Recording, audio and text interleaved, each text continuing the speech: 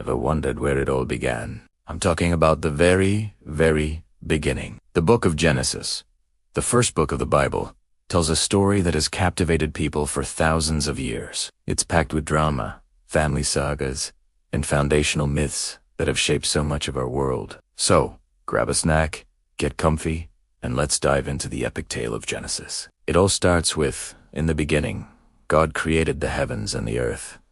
Over 6 days, a formless, empty world is transformed. Light separates from darkness, sky from water, and land from sea. Plants sprout, the sun, moon, and stars appear, and the waters teem with fish while birds fill the air. Then come the land animals. On the 6th day, God creates humanity in his own image. He forms Adam from the dust of the ground and breathes life into him. God places Adam in a perfect paradise, the Garden of Eden, and gives him one rule: don't eat from the tree of the knowledge of good and evil. But Adam is lonely, so God creates a companion for him, Eve, formed from one of Adam's ribs. They are innocent, living in harmony with God and nature. But then, a cunning serpent enters the scene. It tricks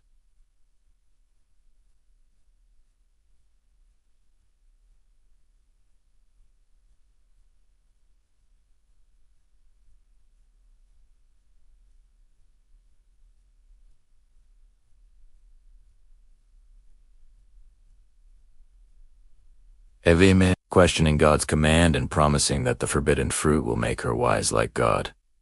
Eve takes a bite and gives some to Adam. Instantly, their eyes are opened. They feel shame for the first time and realize they are naked. When God comes to walk in the garden, they hide. Their disobedience has consequences. God curses the serpent, predicts strife between humanity and snakes, and foretells pain in childbirth for Eve and hard labor for Adam to get food from the ground. Most significantly, they are banished from the Garden of Eden, cut off from the tree of life, and mortality becomes their new reality. Outside of Eden, Adam and Eve have 2 sons, Cain and Abel. Cain is a farmer, and Abel is a shepherd. When they both bring offerings to God, God favors Abel's offering. Cain, consumed by jealousy, lures his brother into a field and kills him.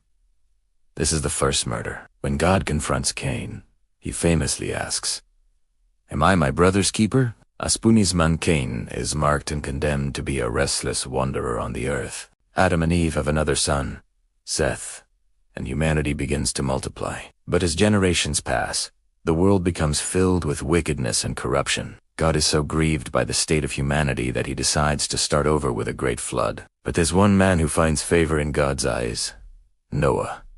God instructs Noah, a righteous man, to build a massive ark. He is to bring his wife, his 3 sons, Ham and Japheth, and their wives, along with pairs of every kind of animal onto the boat. Noah obeys, and for 40 days and 40 nights, rain pours down, covering the entire earth with water. After the floodwaters recede, the ark comes to rest on the mountains of Ararat. Noah and his family step out onto a clean, new world. God makes a covenant with Noah, promising never again to destroy all life with a flood. The sign of this promise? The rainbow. Humanity begins to repopulate the earth again. United by a single language, they decide to build a great city with a tower that reaches the heavens, the Tower of Babel. Their goal is to make a name for themselves and avoid being scattered. But God sees their prideful ambition.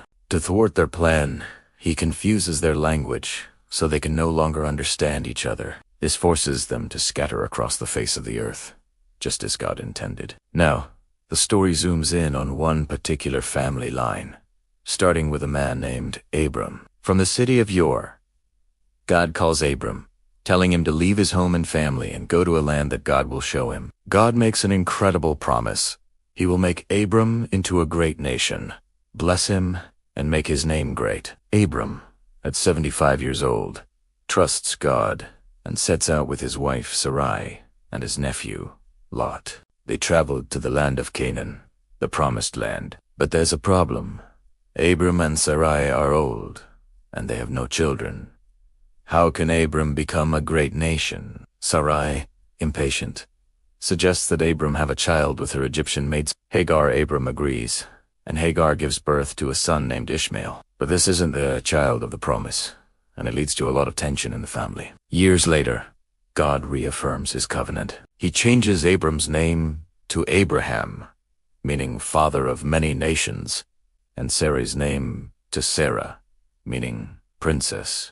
God promises that Sarah herself will bear a son. Abraham, nearly 100 years old, laughs at the thought. But true to God's word, Sarah gives birth to a son, and they name him Isaac, which means he laughs. Isaac grows up, and God tests Abraham's faith in the most extreme way possible. He commands Abraham to take his beloved son, Isaac, to a mountain and offer him as a sacrifice. Heartbroken but obedient, Abraham takes Isaac, builds an altar, and is about to go through with it when an angel of the Lord stops him. A ram is provided as a substitute sacrifice. Abraham's unwavering faith is proven. Isaac needs a wife, so Abraham sends his servant back to his homeland to find one. The servant finds Rebekah, a kind and beautiful young woman, who agrees to return with him and marry Isaac.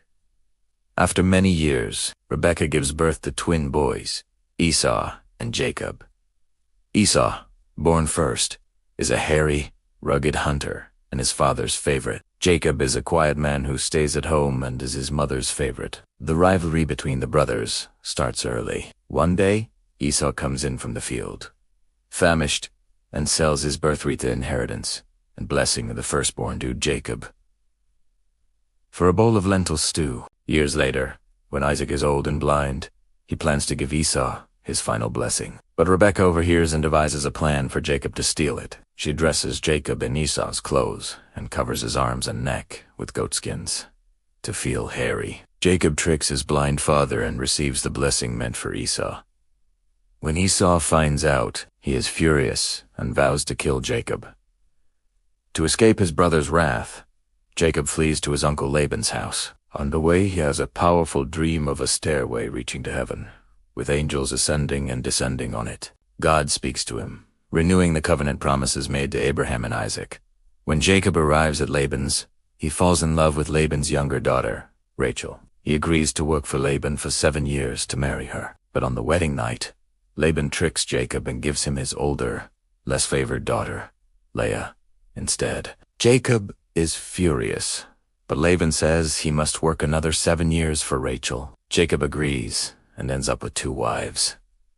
The family drama continues. Leah is fertile and gives Jacob many sons, including Reuben, Simeon, Levi, and Judah. But Rachel, the one Jacob truly loves, is barren for a long time. The sisters' rivalry is intense, and they even give their handmaids to Jacob to bear more children for them. Finally, God remembers Rachel, and she gives birth to a son named Joseph. After 20 years, Jacob decides it's time to return home with his large family and flocks. He's terrified of meeting Esau. The night before their reunion, Jacob wrestles with a mysterious Manaphon interpreted as God, or an angel until daybreak. The man blesses Jacob and changes his name to Israel, which means he struggles with God. The next day, Jacob meets Esau, and to his surprise, Esau greets him with a hug. They have reconciled. Now, the focus shifts to Jacob's favorite son, Joseph. Jacob gives Joseph a beautiful, multicolored coat, which makes his 10 older brothers incredibly jealous. Their jealousy turns to hatred when Joseph shares 2 dreams he has. In one, their sheaves of grain bow down to his sheaf. In another, the sun, moon, and 11 stars bow down to him. The message is clear. Joseph believes he will one day rule over them. One day, when the brothers are out tending the flocks, they see Joseph coming. They plot to kill him, but Reuben, the oldest, suggests throwing him into a dry pit instead, planning to rescue him later. But while Reuben is away, the other brothers sell Joseph into slavery to a passing caravan headed for Egypt. They dip his special coat in goat's blood and show it to their father. Jacob, who is devastated, believing a wild animal has killed his beloved son. In Egypt, Joseph is sold to Potiphar, a high-ranking official. Joseph is a hard worker and is blessed by God, so he rises to become the head of Potiphar's household. But Potiphar's wife tries to seduce him. When he refuses her advances, she falsely accuses him of assault and Joseph is thrown into prison. Evening prison God is with Joseph. He gains the favor of the jailer and is put in charge of the other prisoners. While there, he interprets the dreams of two of Pharaoh's officials, the cupbearer and the baker. His interpretations come true. Cupbearer is restored to his position, and the baker is executed. Joseph asks the cupbearer to remember him to Pharaoh, but he is forgotten. 2 years later, Pharaoh himself has two disturbing dreams that no one can interpret. The cupbearer finally remembers Joseph. Joseph is brought from the prison, and he interprets Pharaoh's dreams. There will be 7 years of great abundance, followed by 7 years of severe famine. He advises Pharaoh to appoint a wise man to store up grain during the good years. Pharaoh is so impressed that he puts Joseph in charge of the entire operation, making him the second most powerful man in Egypt. Joseph's plan works perfectly. When the famine hits, Egypt has enough food to feed its people and others who come seeking aid. The famine is widespread, reaching even Canaan, where Jacob and his family live. Jacob sends his 10 older sons to Egypt to buy grain. They come before Joseph and bow down to him, just as he dreamed so many years ago. They don't recognize him, but he recognizes them. Joseph decides to test his brothers to see if they have changed. He accuses them of being spies and keeps one brother, Simeon, hostage, demanding they bring their youngest brother, Benjamin, to prove their story. The brothers return home distressed and tell their father what happened. Jacob is reluctant to let Benjamin go, but with the famine worsening, he has no choice. When the brothers return to Egypt with Benjamin, Joseph hosts a feast for them. He then has his silver cup secretly placed in Benjamin's sack. When the brothers are on their way home, they are stopped. The cup is found, and Benjamin is accused of theft. Joseph declares that Benjamin must stay behind as his slave. This is the ultimate test. Judah, one of the brothers who had the idea to sell Joseph years ago, steps forward. He gives a heartfelt speech, offering to take Benjamin's place as a slave so that their father, Jacob, will not die of grief. Seeing their genuine change of heart and love for their brother and father, Joseph can no longer control himself. He reveals his identity. "I am Joseph," he cries. "Is my father still alive?" The brothers are terrified. But Joseph reassures them. He tells them not to be angry with themselves, because it was God who sent him to Egypt to save lives. He urges them to bring their father and all their families to live in Egypt, in the fertile land of Goshen. Pharaoh is pleased with the news and provides wagons and provisions for the journey. The brothers race home and tell Jacob the incredible news. Joseph is alive and is the ruler of Egypt. At first, Jacob can't believe it, but when he sees the wagons, his spirit revives. So Jacob, now called Israel, and his entire clan, 70 people in Old Gurney, to Egypt. The reunion between Jacob and his long-lost son Joseph is one of the most emotional moments in the entire Bible.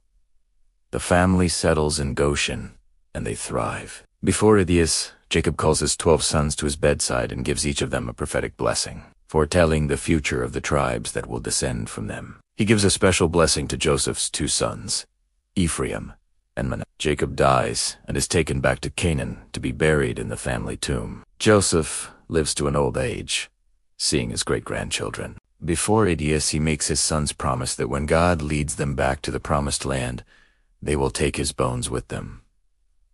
And that's where the book of Genesis ends. It's a powerful story that sets the stage for everything that follows. In the Bible, it begins with creation and ends with a family in Egypt, waiting for the fulfillment of God's promise to bring them back to their own land. From Adam to Noah, Abraham to Joseph, it's a saga of faith, failure, family, and the unwavering faithfulness of God.